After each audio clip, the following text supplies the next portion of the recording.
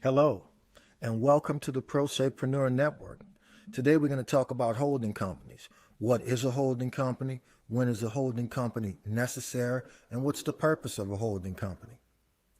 Well, a holding company is a legal entity, a business entity that primarily exists for the purpose of owning and managing interests or shares in another company.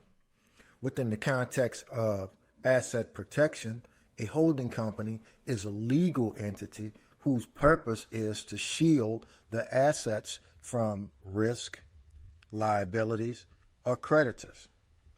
That's what we're going to be talking about today, the holding company and asset protection. In order to get into this conversation, it's probably best that we kind of step back and do a quick review of the operating company, the LLC. Most of you guys, when you went into business, you started your LLC.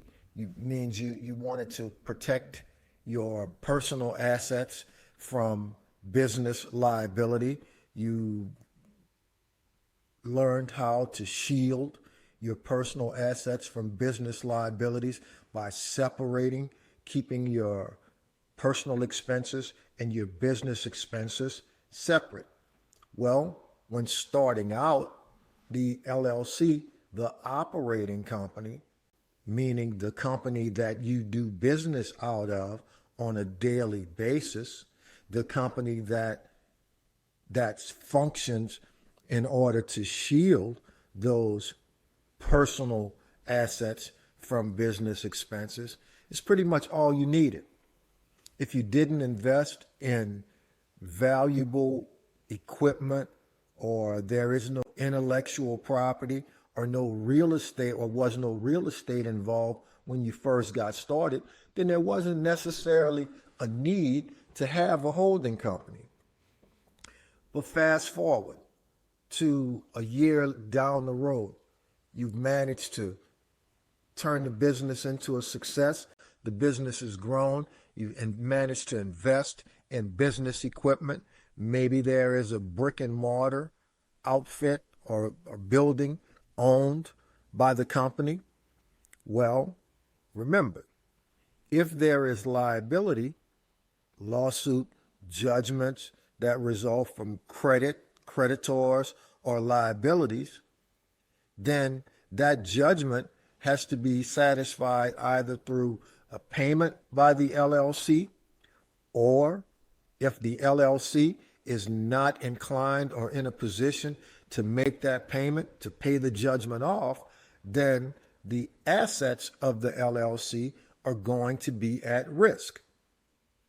The party who secured the judgment against the LLC will be able to rule the LLC into court in order to examine the LLC regarding any assets owned by the company.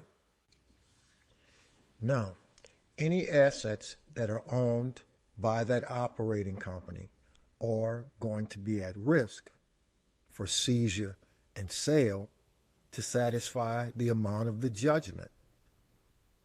The judgment creditor, the person who sued the LLC, was successful and secured a judgment against the LLC, will be able or entitled to seize and sell any and all assets necessary to satisfy that judgment amount. That's why asset protection is so important. So here we go. We get into the need for the holding company. The valuable assets owned by the operating company, should be transferred and owned by the holding company. The holding company is going to be a separate LLC whose only purpose is going to be to own those valuable assets for the purpose of shielding those assets from risk of judgments or creditors.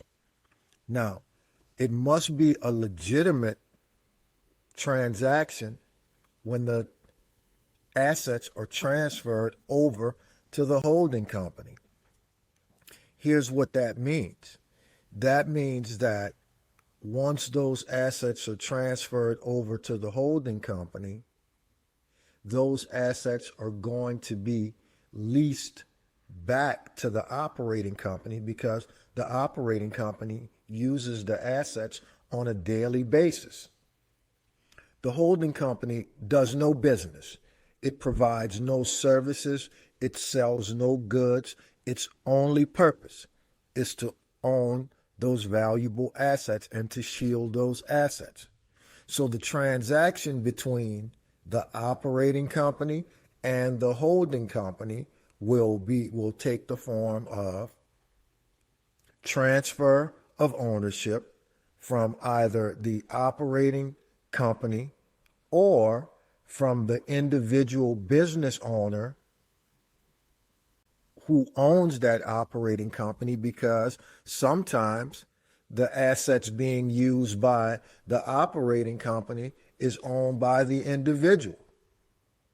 If that is the case, either the individual or the operating company should transfer those assets over to the holding company prior to any claim, prior to any litigation or anything like that. You can't wait and try to do it at the time when there is a claim or a judgment, because it is going to be deemed fraudulent by the courts. The courts are going to basically say that the assets were transferred in order to defraud the creditors. So this must be set up in the beginning. We're back to talking about a solid legal foundation. These things need to be set up in the beginning, or at a minimum prior to any claims or judgments or litigation. Now, once those assets are transferred from either the individual or the operating company, they're going to be owned by the holding company.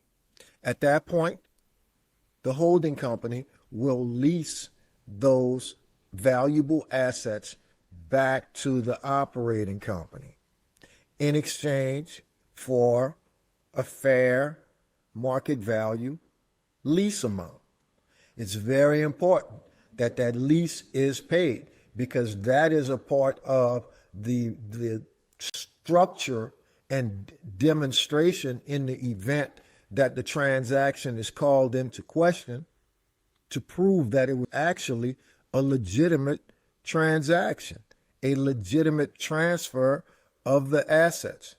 Just like with the operating company, where we talked about the structure of the operating company from the beginning needs to be set up such that the personal and business expenses should be separated. Well, in the holding company, the transfer of the assets and lease back with the payment of a fair market value lease amount, that is the proper structuring of the holding company for the purpose of asset protection. Those assets are going to be leased back. If there is intellectual property that is transferred over to the holding company, then the intellectual property will be licensed back to the operating company for a monthly licensing amount. Very important that those amounts are paid. You can pay it monthly or you can pay it annually, however you choose to pay it. What's important is that it is paid, and that there is maintain a separation between the operating company and the holding company. The only transactions between the two should be the leases and or licenses and the payment going from the operating company to the holding company. That is how asset protection is effected with the holding company. It takes the risk away from the valuable assets. Therefore, the operating company can go about the business of doing what it does without the worry that in the event something happens, it will either have to pay a substantial amount in monetary damages or sacrifice the ownership of the property. It effectively, again, in sum, if there are valuable assets in your operating company, or if you're using personal assets in your operating company to run the business, then you need to execute an asset protection plan by establishing a holding company, transferring those valuable assets over into the holding company, whether it is real estate, intellectual property, cash, business equipment. All of those things should be transferred to the holding company. And a relationship between the holding company and the operating company established from a lease/licensing standpoint. If you're interested in getting that done and you'd like us to work with you on that, there's a link below in the description on how to get in touch. We'd be glad to help you with that. We hope that this information has been helpful in helping you to understand what a holding company is, the purpose of a holding company, and when one is actually needed. We'll see you next time on the Pro Se